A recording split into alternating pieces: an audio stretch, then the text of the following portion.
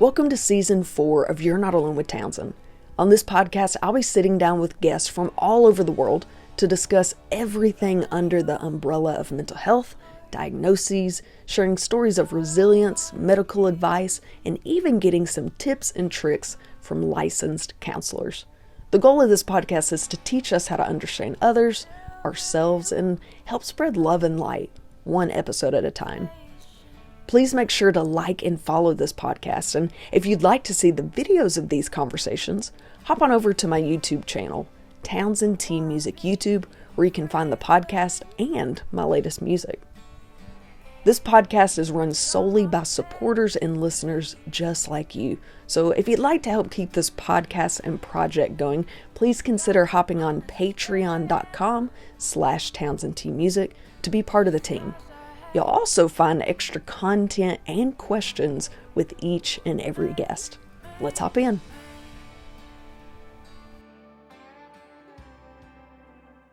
Welcome to this episode of You're Not Alone with Townsend. I'm so excited. If you don't recognize this guy, he's actually got a Netflix documentary about him. We were supposed to do a public speaking engagement, which unfortunately fell through, but thankfully, he was willing to hop on the podcast, which I am so honored to have. Sheriff Higgins, thank you so much for joining us today. Thank you for having me. I'm looking forward to this. Sorry we missed the in-person part. Yeah, me too. Absolutely. I was so excited to get to meet you, but like I said, just so honored that you still took the time to be with me on the podcast today. Thank you. You're kind of famous now. You're getting a lot of attention in Arkansas and really around the world now, bringing a lot of awareness to Arkansas, which we, as an Arkansan, I'm so thankful for. And it's really for a great purpose. There was actually a huge write-up on you that I got sent from everyone in a magazine in Arkansas talking about Sheriff Higgins and his outlook on mental health. And he's not only a huge mental health advocate, but he's also turning it towards more like a political view and on his stance as a sheriff and about his job, which we'll get into in just a minute. But I just love that so much. And one thing that I like to do is let my guests kind of introduce themselves. So who is Mr. Higgins? What is your job title, location, whatever you'd like to share? Now, a quick shout out to our sponsors. If you're looking to buy or sell, I have the perfect realty company for you. Clark & Co. Realty is located in the Benton, Bryant, Arkansas area. And they understand that buying or selling a home is more than just a transaction. It's a life-changing experience. That's why their team of highly seasoned real estate professionals is dedicated to providing exceptional, personalized services for all their clients. They truly take great pride in the relationships they build, and they always work relentlessly on the client's behalf to help them achieve their perfect real estate goals. They always have the client in mind, and I can speak firsthand when I say how reliable, trustworthy, and quick they were. When I was looking to buy my first home, they were there with me every step of the way, answering every question I could think of. They showed me a great amount of knowledge and patience through the process. It's no wonder they've won so many awards for their outstanding services and their excellent relationships with clients. So if you're looking to buy or sell, there is no better option than Clark & Co. Realty. Well, I'm Eric Higgins. I am currently the sheriff of Pulaski County in Arkansas. Been sheriff, this is my second term. Been in sheriff for 7 years. Getting ready to run for another term here. Spent 30 years in Little Rock Police Department and started there as a cadet, and I was blessed to retire as assistant chief, was assistant chief for 10 years. Been married for 24 years. Excuse me, I'm going to get in trouble for that. Oh my God. We're going to have to edit that out. What are we doing? 34 years and have 2 great daughters. So I love it so much. Okay, well, very good. Well, I've had several listeners reach out to me wanting me to have you specifically on the podcast because they've seen you talk about mental health, not only, like I said, in that write-up. I had a lot of people send me that article in that magazine, which was so wonderful to read and learn a little bit about you, but mental health in the prison system and how that's important to you. And like I said a minute ago, it actually got national recognition because they turned it into a series on Netflix. So let's talk about that a little bit. Why is mental health such a huge area for you? You know, there's been a lot of talk over the years that says that A lot of people with mental health issues are in jail. People are recognizing that, but we have to do something about it. We have to recognize that there are a number of reasons why a person may end up in the criminal justice system. And we have to take a stance. I believe the sheriff's office, we need to be proactive in that. We need to see what's happened. What can we do to help the individual? You know, being in jail, I've talked to people who didn't have mental health issues prior to coming to jail, but after they've been in jail for a while, in prison for years, they'll tell you that it impacts you mentally. And so we recognize that there is going to be an impact on you. And so I think we have to be proactive in trying to assist the people who are coming through our facility. You have people who come in, that they will acknowledge that they have some mental health issues and may be on medication. They'll let our medical staff know. But there's others that won't. There are others that won't share the information. And then there's a group that have never been diagnosed, and they're coming through the facility. And I think it's important that we try to meet them where they're at, that we try to provide services. I recognize that sometimes we'll have a deputy will notice a detainee that is acting a little strange, and you need to have the mental health professionals in the facility so the deputy can say, hey, there's something going on with this person. And so we can send someone up to try to talk to them and try to get them the assistance that they need, as opposed to allowing it to continue and then you end up with some type of confrontation with the deputy. And it's not always, something physical. It could be, someone is suffering from mental health issues, but they also have some other physical ailments. And maybe they need to be on medication for diabetes or whatever. We can deliver them the medication. We can have the medical staff give them the medication, but they can choose not to take it. Yeah. And so that could create some additional issues for that individual. So I think it is so important that we take advantage of the opportunity that we have to try to help those individuals that are passing through our facility. And there's so many people that come through.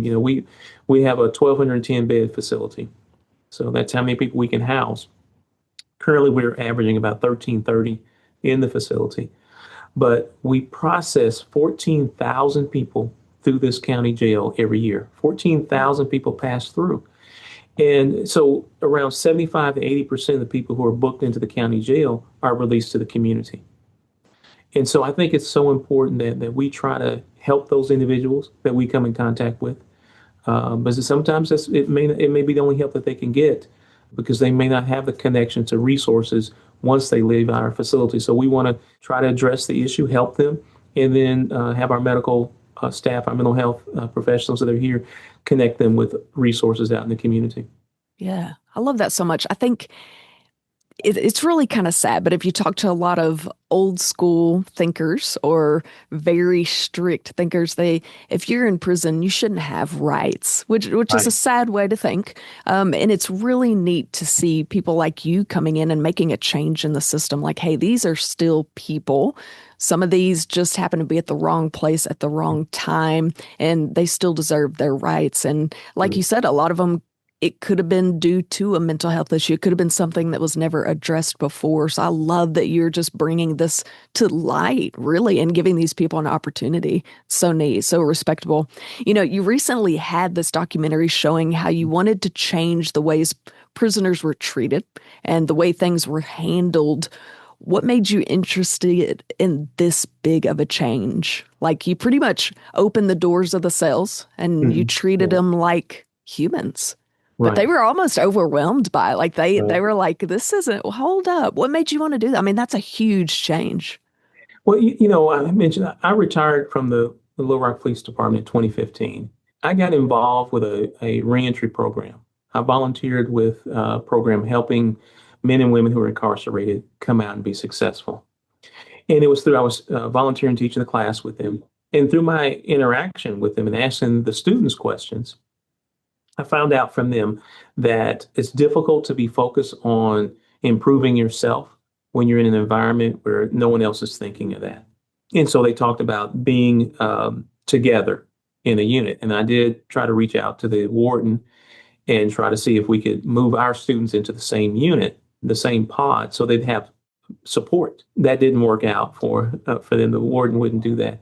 But watching the interaction with the students and how they supported one another, the information we're giving them, maybe they already have it, but they didn't believe in themselves and believe in what they can accomplish. And so, looking at that, and then we had the ladies in our classes that talked about there's not enough programs for women in prison or coming out of prison. Everyone's focused on the men.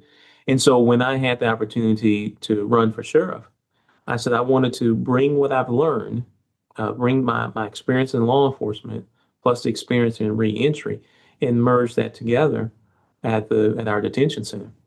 And so we started with the ladies in our unit, in our facility, and we brought them all together that wanted to be a part of this program. We got them to sign up for it, and we started a reentry program in 2019. Started with the ladies, and then eventually started with the men in 2020. But these were people who volunteered to be in the program. We showed them, said, this is a program we're going to deal with addiction, we're going to deal with trauma, life skills, hope, and we want to bring that community together. Homework, there's assignments to do and all that, but to create that community. And we're successful in doing that. My goal is to transform the entire facility. And so part of this experiment was, how do I do that? How do I expand it to people who aren't even thinking about doing anything different? And so what we decided to do was take a typical unit that would have people charged with murder, serious crimes, would have different races, different gang affiliations, different ages, because that represents our facility because we spread people out throughout the facility. And then give them an opportunity to see that they can do something different. What we want to do is create hope in them. The goal was to accomplish two things. One was to show people the reason we recorded it or had it filmed. I wanted to humanize people in jail. And then two, I want to show people that if you raise expectations, people will meet it. And so that's what it was about. Giving them responsibility, also giving them some benefits. You're still in jail, but I'm wanted to show them that, proper behavior, not just their personal behavior, but working together as a community, that their actions could benefit the entire community. And that's what that was about. And hoping that when they leave our facility, that they'll take that with them. When they go home, they understand that they personally can have a positive impact on their home environment, making that safer for them, for their families. And then looking beyond that, they can have a positive impact on their neighborhood and their block by what they do and how they interact with each other, even in those when you have those conflicts. And so it's a way to expand their outlook from not only in the county jail, but in their community or wherever they would go. Yeah, absolutely. So explain kind of for the people that haven't seen this series that they have on Netflix, what exactly did the experiment look like? Okay. So what the experiment was, we like I said, we brought these individuals together. They didn't know what they were doing. They knew they were being filmed, so they had to sign off on that. And what I did, I talked to them about wanting them to have a better environment, wanting to create a situation where they would have hope so they wouldn't have to come back to jail, in doing something different. And so the idea was to unlock the doors because at the time we were on lockdown 23-1, which means they were locked in their cells for 23 hours out of the day. And then they'd have 1 hour for recreation. And that's stress on them. What I wanted to do is open the doors 24 hours, allow them to come out of their cells. Well, they had some restrictions on it that they weren't supposed to go into each other's cells. You had those kind of things. And also, I would pull the deputy out of the immediate area of the pod, pull them into another room where they could monitor by camera. And so I was moving the deputy out, opening the doors, and giving them responsibility. And we gave them a list of what had to be done. Keeping the unit clean. People have to get fed. All the things that they're required to do. And we would still do the hour long, the every hour head count. So we would come in and they had a responsibility for where they were to be as we did our head counts. And so we implemented that initially, and some pushback. They couldn't believe we were doing it, but they fell in line with the process. They worked together, and then we added additional benefits. We added free phone calls for them. We added additional visitation for their families. And then, in jail, you can have commissary, the food that they can buy, the family puts on their books so they can buy additional, like chips and things like that. Sometimes that can be used as a bargaining against each other. And so the production company provided the same amount of resources for all the deputies, I mean, the detainees in the unit, so that it wouldn't be a bargaining tool against each other. So kind of even out the playing field. And what you saw during the experiment, which is conflict between older people and younger people, uh, and they had to work those things out, and ultimately they did that. And the unit we filmed in 2023. The production was out on Netflix. The Unlocked series came out on Netflix in 24. This is 25, and we're still unlocked. It is still one of the safest unit in the facility. And when I say safest, we're just dealing with minor issues as well. We monitor everything goes on in the jail in all our units. This is considered the safest unit. Um, we don't have issues with the drugs and things like that. People trying to get those things in the facility. We are also our reentry program is also we have staff there that's also doing classes in that unit. Currently, I think there's one person in that unit that was in there during the filming. And so it's all a new group of people in there. People come in, those detainees that come into the unit, they understand that there's some benefits in here and there's proper behavior is expected of you in this unit if you want to stay in this unit. And so they conform to the environment. And so we have raised the expectation for those coming into that unit, and it's still the hope that we can expand that throughout the facility. Right now, we're working with a unit of our ladies to bring up that expectation as well. So we've been working with them, and they've been meeting the expectations so far. So we'll continue to work with them and continue to try to bring in more benefits for them. And we are teaching classes in that. Our reentry program has gone into that unit and started classes. I love that so much. Okay, Yeah. so something I thought when I was watching the series that I thought was just so neat was immediately when you came in, you explained this experiment. They thought you were kidding at first. They were just Right, like right. completely dumbfounded. But they immediately fell into jobs. Like, Mhm. I'll do this, I'll take this responsibility, I'll take this responsibility. And it was really cool to see people that wouldn't get, outsiders looking in wouldn't give them the time of day, wouldn't think they were able to do anything. And they settled in like a typical civilian. I'll take care of this. I'll take care of this. And it Right, worked out like they took their own job. It was really cool to see that you knew that's what you were looking for. But as right, a watcher, you're thinking, no way this is going to work, right? You right. expect utter chaos, but it was so cool to see them kind of fall into line of, he trusts us. We better Mhm. do what we're supposed to do, which was really Right. neat. How do Yeah. you choose who gets to go to that unit? I mean, that sounds like a pretty nice setup. Well, now it's considered an upper tier unit. So our upper tier units have more benefits. Our reentry unit is an upper tier unit, and then we have some that our reentry is a top tier. The H unit where we did the filming is a next tier, and then we have some lower tier units. So it's based on behavior. If you're doing what you're supposed to do, if you're not creating any issues, you have an opportunity to transition to another unit. And they, it's spread around the facility. They know you'll have more benefits in those units. So they get to experience that. So everyone knows, and that comes into the facility, or they will eventually know. They know about the reentry program. We've got that on our kiosk, and you can read about what it is, and you can sign up to be a part of it, and then there's an interview process to move you to the reentry. But other than that, proper behavior gets you into a better unit. Listen, you better believe me. If I ever go, I'm gonna be trying to get into that reentry Right, one, right. right? I mean, you get the benefits. Your cell is open. You get to work. I mean, they had little chores that they were doing. You better believe I'll be scratching my way into that one. Yeah. I would be on my best behavior. Right. And I'll tell you, out of the experiment, our phone service provider that we contract with, uh, they agreed to give everyone in the facility 15 minutes of free phone calls a week. And so, not everybody has money on their books to make phone calls. And so they're able to do that. And after the pandemic, well, when the pandemic started, because we were stopping in-person visitation, we asked our provider if they could provide free video visitation. So they provided initially 30 minutes of free video visitation for the first month as we were transitioning from in-person to video visitation. And out of that, they continued to provide 30 minutes of free video visitation for every detainee, every week. And so they're getting free video visitation. They're getting some free phone calls.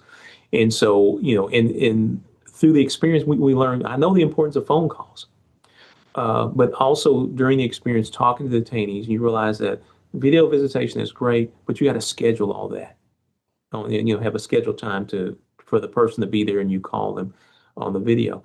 But with the phone call, you just pick up the phone. So realize that it's important to try to provide that service. And so we appreciate our partner in that to provide the free phone calls as well. The 15-minute phone calls. Yeah, absolutely. That was another fun thing to watch, was to see who would make it to the phone call first. Everybody just dart to the phones. Right. And it was neat. Again, they kind of fell in line, and it was, I get the phone at this time, and they had a little system where they wrote down names. It's just really cool. It's something that, again, I feel like outsiders wouldn't even give them the benefit of the doubt.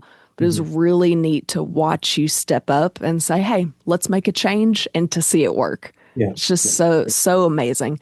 Now, I heard a rumor you got a lot of pushback on this experience.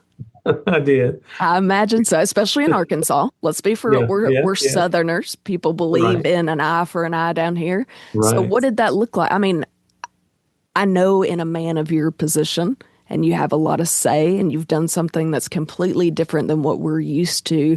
That's hard. I mean, you're getting input from everyone and everywhere. What did that pushback look like? How did that affect you?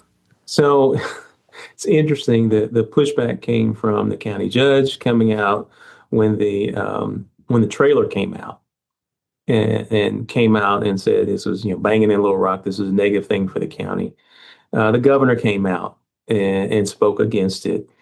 It's interesting that the media initially they were excited about Netflix was filming right in Pulaski County. They didn't realize it.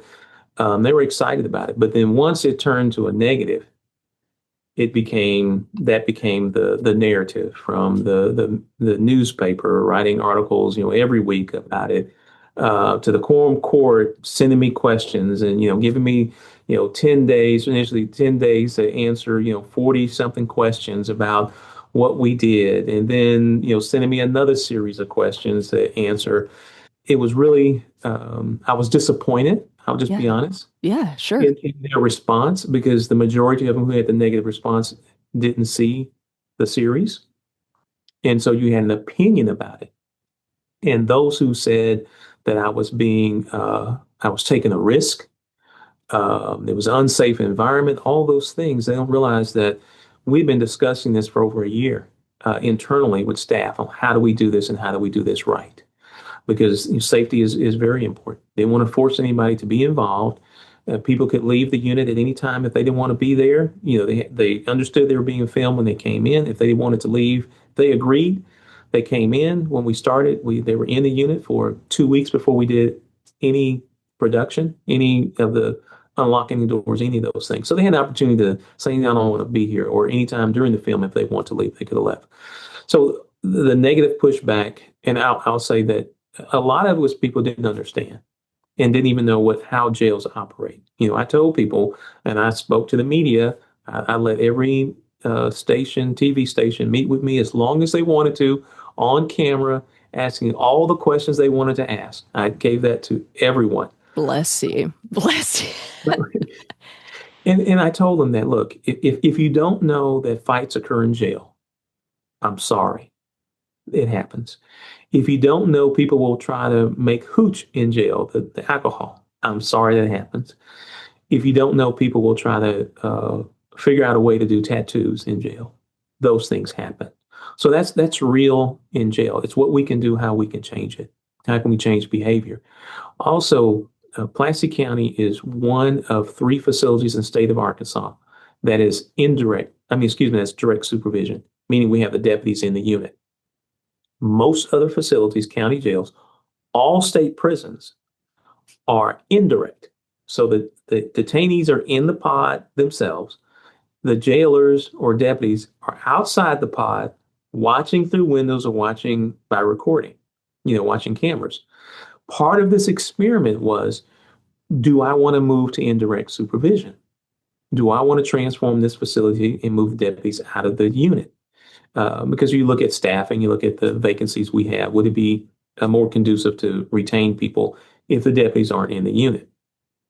And so that was part of it. So all the allegations of not being safe, people didn't understand how jails operate in the state.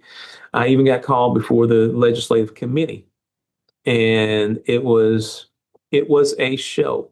There was a show that I got called before them, and I appreciate my supporters. I had a room full of supporters there, people who been in our reentry program, pastors, other people in the community who knew what I was doing and supported me. So they were all there. But it was interesting. When they invited me to the committee, they didn't tell me what questions they had. They said, "Just want to invite you to come."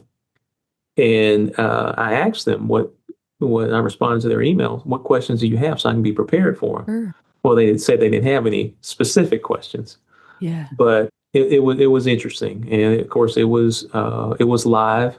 A recording was being broadcast live during a session where they were talking to me.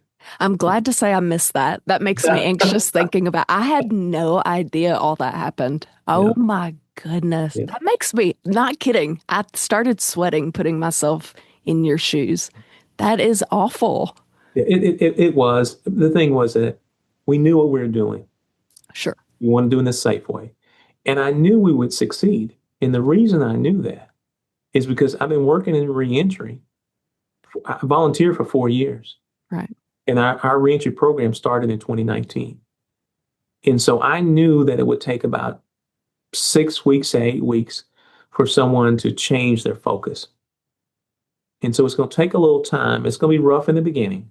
But if we are consistent and we're honest in our communication, what our expectations are, and they see that we believe in what they can accomplish, then it will transform the community. And that's what happened. I'm very proud of the production. I spent a long time talking to the production company about what I wanted. This was not about fights in jail. This was not about, cops and just catching people, arresting people and all that. That's not what it was about. And the production company approached me. I didn't approach them. And they approached me because they were aware of my reentry program. They have gotten word about what we were doing. And they said, "Hey, we want to show something different." And so this was an opportunity for us to show the community that we can do something different. But this was about spreading information to help people understand what we can do, and that we have to do something different. It's not just about locking people up. There are so many reasons a person gets involved in the criminal justice system or finds themselves in the criminal justice system. And as a sheriff, my responsibility is to create a safe environment, to reduce crime, to prevent crime in our community, to arrest offenders. And as long as we're just responding to criminal activity, waiting for there to be a victim, we're not preventing crime. And so the way to do that is, why not work with not only what we do on the street, but why not work with people who are committing the crime and seeing what their underlying issues are? Is it trauma? Is it drug addiction? Is it mental health? Is it lack of hope? I'll tell you, and I emphasize the lack of hope. I had a young lady in our program, in our reentry program, and she was in it for about 3 weeks. This was in 2019. And I come to the class and I asked her, I said, "What have you learned in these last few weeks?" And she said, "Well, Sheriff, I learned that I don't have to go to jail and I don't have to use drugs." Because that's all I saw my mom and dad do. They were always going in and out of jail, and they're always using drugs. I don't have to do that. And so we have to understand where people are coming from. Not everyone has the right information uh, that will lead them in the right direction. And I'm not blaming their parents. The parents were dealing with addiction, and they needed help. They needed treatment. And so we have to look at that. We have to look at those who have been trafficked in, and those who've been exposed. I talk to young ladies who someone's gave them a drink or spiked something when they were a kid, got them addicted to drugs, and then they're living that life. And so there's a lot of reasons people get involved. Does someone carry a gun because they're in a gang neighborhood, and that if you're not a part of gang, something's going to happen to you. So you feel forced to go into this lifestyle. We have to help them look up and see that they have other opportunities, and then provide them with those resources, with the education, and try to make the connections on the outside so they can continue those resources to help them to be productive members of our community. Absolutely. I think, like I said, watching this show and just seeing, like I said, giving them hope, letting them have those little jobs, as small as they were. Like one of them that sticks out the most was the trays. I'll serve the trays. And guess what? That was his duty. And that gave him hope. That gave him a reason to get up, gave him a reason to organize stuff. And even those tiny things, they knew someone cared. And I want to reiterate the safety part. If you go back and you do watch this series, you guys are watching nonstop. There are people on the other side of the glass. They're watching cameras. So nothing is ever going to get out of hand to where the people on duty would run in immediately and everybody would straighten up if something was going on. Or they'd run in, make everybody go to their cell, do their head count, like you said, once, like every hour, I believe you said. Right. Yeah. So for people thinking they're just set free and let go party and go wild, not the case at all. But you could even see in their eyes and the conversations they had that just you, someone they didn't even really know, giving them a glimmer of hope, how much that affected their overall just aura. They were like, okay, I do have a reason to be good. Whereas before they did not. Right? You shove them in a hole, and who cares if they acted good, if they acted bad? We'll be back here as soon as we get out, was kind of their outlook on it anyway. Right. Yeah. I hate that you had so much pushback because, like you said, if you look at it, it's still going. It's successful. Speaking of being successful, have you seen benefits from these changes? Are you seeing a better reentry? Do you know any statistics as far as how many people are coming back when they leave this facility? So when you look at our reentry program, we have currently about a 6% recidivism rate. The state has about a 50% recidivism rate. And that means, someone comes back to jail, goes back to prison after 3 years. So around 50% of state detainees who come out are going back to prison. 6% of our graduates go back to prison. And so that is a significant impact. So we know we're doing what we're doing has a positive impact on these individuals and their lives. That one statistic right there is good enough to be like, everybody else needs to be quiet. Like, look at this number and everybody else be quiet. Yeah, right. So we're doing something that works. And I'll tell you the reason it works is that we have volunteers come in. I have staff members, and we started with 2 staff members. The rest of the staff that we have are through grants that we've gotten over the years. When I started this, I knew funding would be an issue. And so I had some people help me to set up a foundation, Pulaski County Sheriff Prevention and Reentry Foundation. And we use those private funds. We started our youth program with that, and then we started our reentry program with it.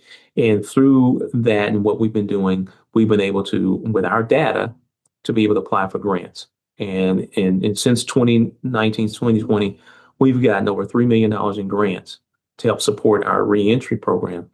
And that's bringing in other staff members, who are people with lived experience. When I first became sheriff here, it was, if somebody's been to jail before, they have a felony record, they can't come into jail. Well, I have people who have lived experience who've actually been in our facility who are coming in and working with us. So the grants allow us to do that. I have hired probably 6 people who've graduated from our program. I've got a couple of maintenance people that work here that are from our program. I've got a couple of peer specialists that are working here that are graduate from our program. I have a graduate that actually teaches our job readiness program, teaches a future fit, which is working on how mechanics work. Teaching that class, we're getting ready to expand. Hopefully, if I get this grant, we'll be able to expand to welding, providing welding for our students here. And so I've already sent this person to class to teach welding. We have people working here with the lived experience, and so that gives them hope. And if someone gets out of our jail and they're staying at a transitional facility, they have an opportunity. I want them to come back in, speak to our students, so they can have hope and understanding that it's hard coming out, but understanding that transition. We work with partners that are hiring our folks. We're still trying to get more businesses on board, working with the Port Authority, with the businesses around there to identify what they need in employees, and then looking for ways that we can provide the training for what they need, so that when they come out, they can have a well-paying job that's going to provide them with the services that they need, so the income, so they can take care of themselves. So Wow. we are working hard at this. We have a holistic approach about it. Our academy is a 12 weeks academy for our reentry, and it's dealing with life skills. It's dealing with trauma, dealing with addiction, post-traumatic stress, dealing with finance. All those things we try to deal with for that 12 weeks to work on them and their belief in themselves, and understanding what issues that they may have that they need to continue to work with. And then it's the job readiness, to try to help them not only get a job, but how to keep a job. So we're still, we have a three-phase program. The third phase, we're not there yet, but the third phase is that you're actually working while you're in this facility. We'll transport you to work. You come back, the money goes on your books, so you can save money to prepare to come out and be successful. So we're hoping to have housing. So we have a large plan. We're not there yet, but we are working toward this so we can help these individuals to be successful. And again, our program works. And it's because that we have authentic people coming in who, whether it's volunteers with lived experience or without lived experience, coming in and investing in these individuals, giving them hope that they can be more than what someone tells them that they are.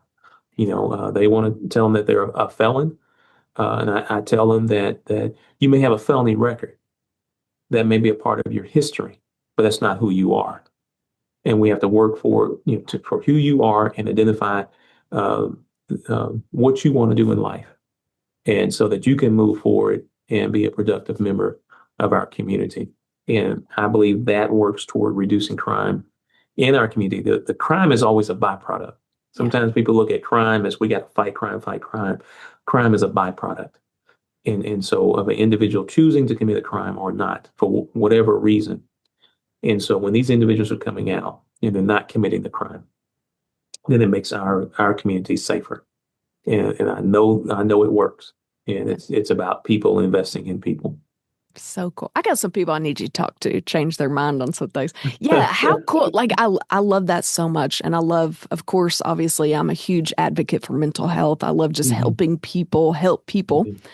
The question now is, how do you keep people from wanting to come and, I mean, you think about people on the side of the street being like, if I commit a crime, I could go hang out with Sheriff Higgins, be in this great place, be in a better setup than I was before. Yeah. So it's almost, I guess, the environment outside of prison, you wish everyone would work together, right? You wish these resources were as easy to come across as they are when you hand them to people. Like, hey, this is a set of resources that you were able to use outside. I wish they were that easy to come across outside of your building, so that people had them before they either committed the crime or they thought, you know what, being in prison is better than being out of prison because of the gang that I've caught myself in.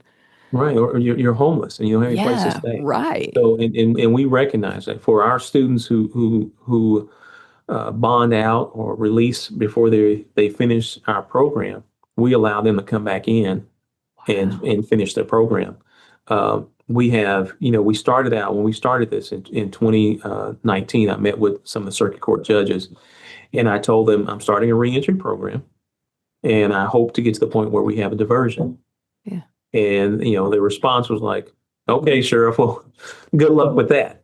But now we're at this point where all the circuit court judges circuit courts that actually deal with criminal cases, they have all assigned or recommended people to our program. And so we have people coming into our program that the courts recommend. So they'll recommend someone come in lieu of going to prison. We'll interview them, and if we feel like they should be in our program, we'll transfer them to that unit, and they'll go through the program. And then once they finish, then they'll be released. They may get into drug court or some other program. We're excited about the courts being involved. Yeah. We've told judges to come to our graduations that we have. After 12 weeks, we do a graduation. The students all get to speak at the graduation. It's their graduation. They MC it.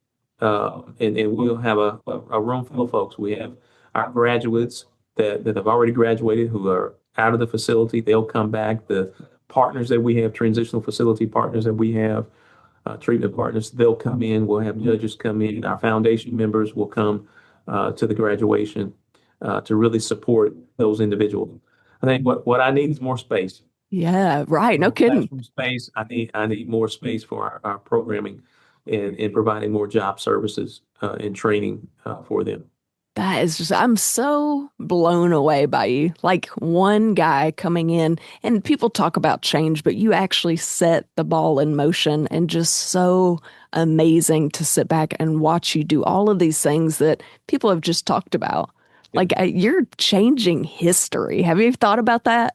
You know, I've thought about what we're doing. I'm blessed in what we're doing. Yeah. And I'll tell you that what got me in this direction, I told you about my history of working with working with people in jail. Hmm. But I'll tell you that when I was first asked to run for sheriff, I said no. So I'm not interested in being the sheriff. I'm not. I'm Wow. through with law enforcement. You know, I had no desire for the politics of it. And the people kept asking me about running, pray about it, talk about it, and run. And talk to my wife about it, my kids about it. And I'm going with the story is that one day I come home and my wife she says, you know, Eric, you can run the sheriff's department. You 30 years law enforcement experience, 10 years as assistant chief, last 2 years, everything crossed your desk. You can run the sheriff's department. She said, but you like helping people.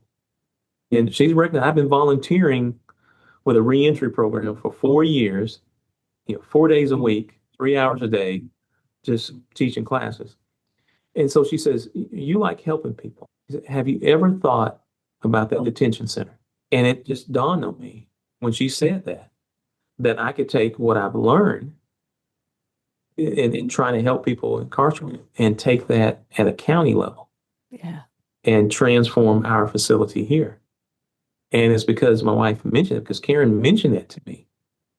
Well, she had been thinking about this. It was the first idea of running for sheriff was like, Yeah. nobody wants to be No, involved thank in you. the politics and all that. But to realize the impact you can have and to take what I learned from the students that was rejected by wardens, say we're not going to do these things, to take that and to do something that we know will work because it's what the students, it's what the people who are involved in the criminal justice system, what they need. It's exciting to see how far we've come. I mean, we've had over 500 graduates of our program. Wow. We have touched over 3,000 individuals through our Wow. program. Wow. And that's, people come in the program, they bond out, or we put them out of the program because they're not doing what they need to do. They'll go back to another unit and they may have another chance to come back. Yeah. And it impacts not only them, but their kids. When you talk to someone, when I'm out and I'm at a store and I run into one of our graduates and they tell me what they're doing and they still remember some of the things we said or some of the things I said to them, that is so powerful to hear that from the students and to know that they're out there doing great things. And all they needed was someone to believe in them and to help them. Yeah. Oh, absolutely. Absolutely. That's so amazing. That is so amazing. So, what do you feel like is your overall goal with your role as the sheriff? Just better turnaround, less people coming into jail? Well, I think it's a better community. Yeah. My hope is that I can educate through what we're doing, educate law enforcement about how you do this job. Yeah. How do you make your community safe? Our mantra here at the sheriff's office, what I brought is CSI. It's not crime scene investigations. It's community focused, safety driven, integrity based. Well, I like that. Community focused because we're part of the community, we're empowered by the community. So we focus on the needs of the community. Safety driven, not arrest driven. You have to look at the issues that create unsafe environment in our communities. And then integrity based. We have to do what's right. And when we do these things, so we work on our relationship in the community, whether it's, our communities in the jail, our communities out there in the free world, how we interact. Do people see us as just an enforcement agency, or do they see us as part of the community to address issues that you have? Because sometimes it's like food. We have volunteers, we have food banks that give us food. And so we have 3 days worth of non-perishable foods that we put in the trunk of the police cars. And so if a deputy runs across someone with a food need, here's 3 days worth of non-perishable foods that we can give you. You see it in the home, you see it somewhere else. If there's a more tangible need that somebody needs, a bed or something like that for the children, well, then we reach out to CityServe, which works with the local churches to provide more tangible needs in the community.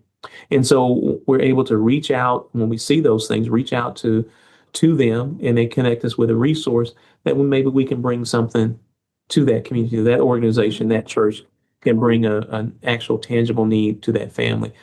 So they see us as a resource to the community, and safety driven, not arrest driven, because if you're wanting to make an arrest, you will make arrests.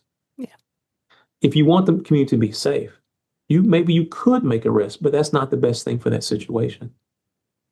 What can we do to prevent a crime from happening?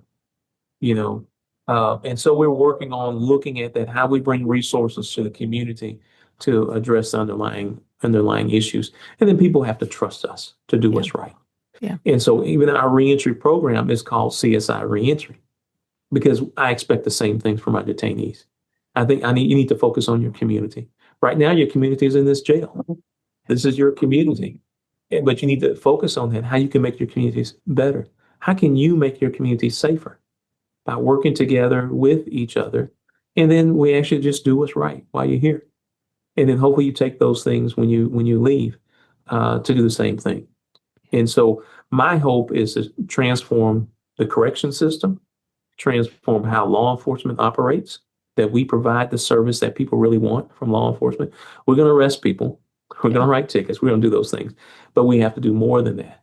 And I'll say that recently, I know I think the governor's office talked about a new reentry program that they're going to do in the state prisons.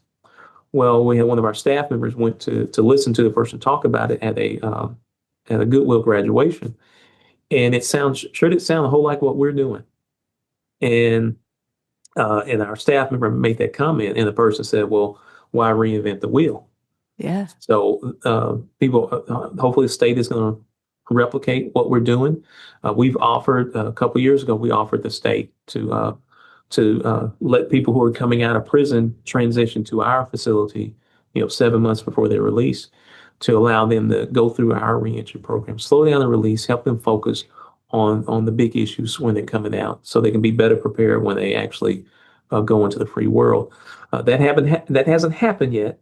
They haven't started the pilot program yet. Still hoping they will do that, because I think it will slow down the release, will help people.